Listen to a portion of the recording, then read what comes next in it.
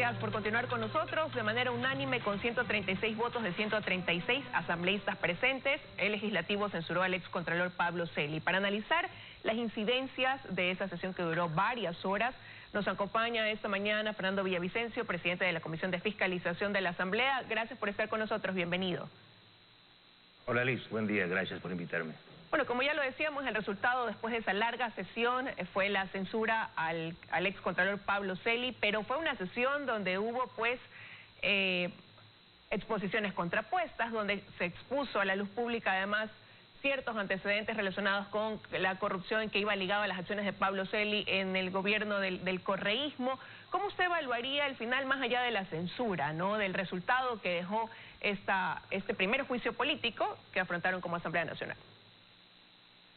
Bueno, el país debe entender que lo que pasó en la censura no fue solo una censura, también fue una derrota de quienes pretendían convertir a Pablo Celi, eso sí, en el chivo expiatorio, porque querían reducir una corrupción endémica de la Contraloría General del Estado al periodo exclusivo de Pablo Celi. Y debo destacar el gran trabajo de la Comisión de Fiscalización, Liz, como usted pudo ver y el país de ver, casi toda la prueba exhibida por los interpelantes se basó en el trabajo realizado por la Comisión de Fiscalización. Eso es lo más valioso. Y ahora el trabajo que corresponde a la fiscal general Diana Salazar. Quizá esto es lo de fondo, porque lo que descubrió la Comisión de Fiscalización es la existencia de una estructura mafiosa, delictiva, que operó y sigue operando en la Contraloría General del Estado desde el año 2007 e incluso un poco antes hasta la fecha. Esta estructura convirtió al juez de cuentas, es decir, al ojo crítico, al que cuida los bienes públicos, en un delincuente. Es como si el sacerdote cobrase sobornos para perdonar los pecados. Eso es lo que ha hecho la Contraloría General del Estado desde la época de Pollitt, cuando desvaneció 80 millones de dólares para beneficiar a la multinacional Odebrecht a cambio de 10 millones de dólares en sobornos que él recibió, según la versión del propio ejecutivo de Odebrecht. Luego vino otra resolución importantísima, desvanecer una glosa de quien fuera fiscal general del Estado. Es decir, este país está copado por delincuentes de cuello blanco. Mire usted, para que el señor Galo Chiriboga pudiese ser nombrado fiscal general de la Nación, tuvo que la Contraloría de Carlos Pollitt desvanecer una glosa de 8.7 millones de dólares. Es decir, gran parte de lo actuado por Chiriboga es nulo, y fue ese fiscal el que persiguió, el que allanó la Asamblea, el que allanó mi casa. Y luego tenemos desvanecimientos de glosas también en la administración de Pollitt para beneficiar a las compañías chinas. ¿Y lo hizo quién? El subcontralor de entonces, Pablo Celi, en el caso específico de 40 millones de dólares para beneficiar a Petrochina. Y así tenemos que entre el 25 de mayo y el 2 de junio del año 2017 se da una guerra de grupos delictivos para tomar el control de Pollitt. Pollitt defendiéndose de no ser acusado por el caso Odebrecht, y los otros que serían parte del peor gobierno de la historia, como dicen los correístas, liderados por Pablo Celi, José Serrano, César Navas, Homero Arellano y Carlos Vaca, para tomar el control. ¿Y para qué? Y aquí viene lo más grave que yo ya he presentado ante la fiscal general Diana Salazar. Se sustrajeron informes con responsabilidad penal. En el caso de Carlos Vaca, el informe por peculado, por mal uso de fondos reservados de la SENAIN. En el caso de César Navas, el informe con responsabilidad penal por más de 32 millones de dólares de perjuicio por el mal manejo del ECU 911 y la plataforma financiera con la compañía china CAMC. Y los otros informes también señalados por Carlos Pollitt en contra del exministro Serrano por la compra de vehículos, caballitos y otras cosas en el Ministerio de Gobierno. Es decir, lo que ha vivido este país, Liz y ecuatorianos, es el copamiento de la principal institución de control por parte de los delincuentes de cuello blanco. ¿Quiénes son los delincuentes de cuello blanco? Son aquellos que se organizan de forma exquisita, con teoría y todo, para delinquir y robar los fondos públicos. En eso se diferencian de los delincuentes de la calle, que roban una cartera y una gallina. Y lo terrible, Elis, aquí hubo un robo de fondos públicos, porque a través del desvanecimiento de glosas le perjudicaron al pueblo ecuatoriano en más de millones de dólares. Esa es la investigación de la Comisión de Fiscalización.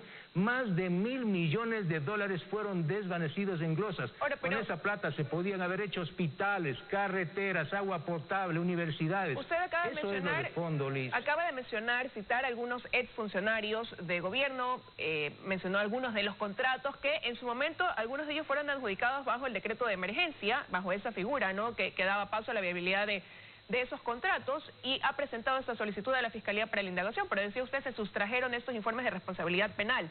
Hay dentro de ese informe que ha presentado la Comisión de Fiscalización el aval, el sustento de todo esto que usted menciona para poder dar paso a esa indagación previa que usted espera realice Fiscalía, no solamente en torno a Pablo Celi y Carlos Politz, sino a 30 exfuncionarios adicionales que serían inmersos también en lo que usted ha denominado actos de corrupción por desvanecimiento de glosas.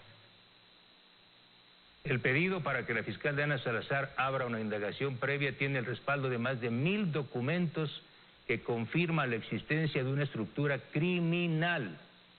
Además, 3.205 informes con responsabilidad penal.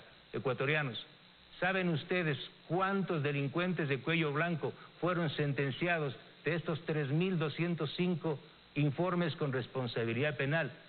3. ¿Y saben cuántos de esos 3 están presos? 1.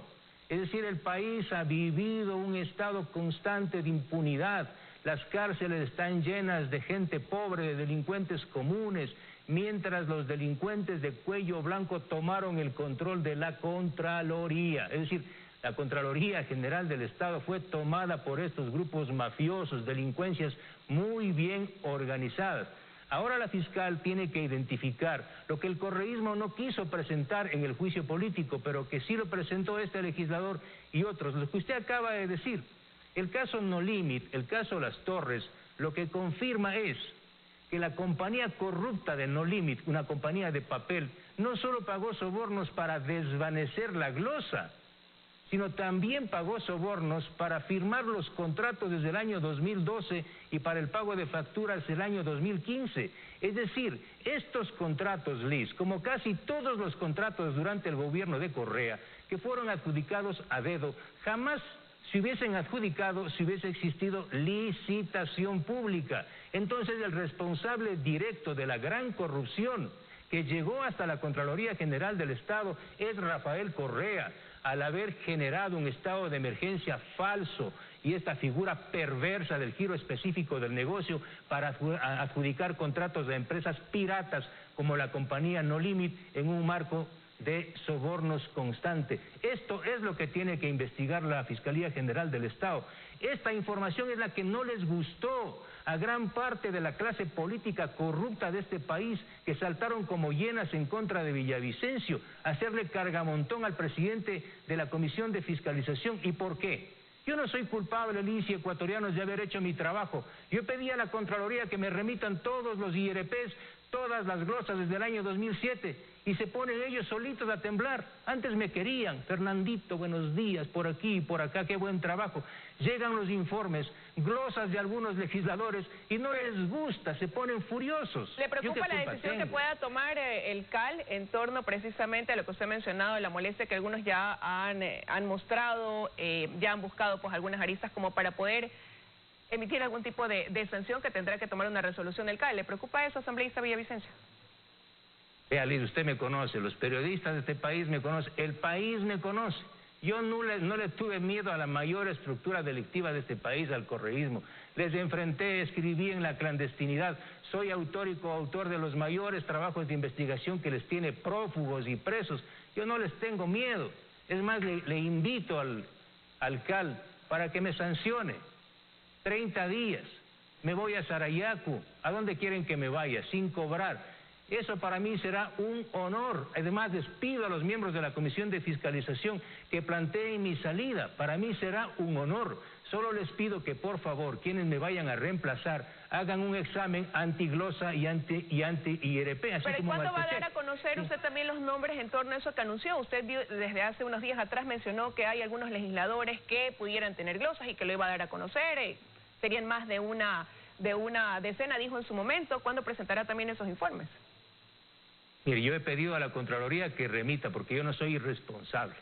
que remita el estado de situación de cada uno de esos expedientes, porque sería muy irresponsable de mi parte decir que esta glosa es una glosa confirmada.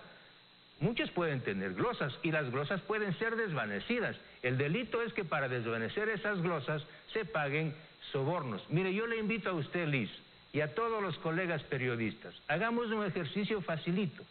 Legislador que usted entreviste, político que usted entreviste, ministro que usted entreviste, exministro que usted entreviste, pídale y dígale si tiene glosa o tiene un IRP. Ahí vamos a ver. Yo no tengo glosa. Yo no tengo informe con responsabilidad penal. Yo no tengo cuentas offshore. Todos dicen no tenerlo, ¿no? Y ahora, asambleísta Villavicencio, este tema, bueno, ya está en manos de la Fiscalía para una indagación, así lo ha solicitado usted. Ha anticipado qué viene ahora en carpeta, porque tenía más de 60 casos la Comisión de Fiscalización, ¿no?, en torno a esos temas de corrupción. ¿Cuál va a ser el siguiente paso?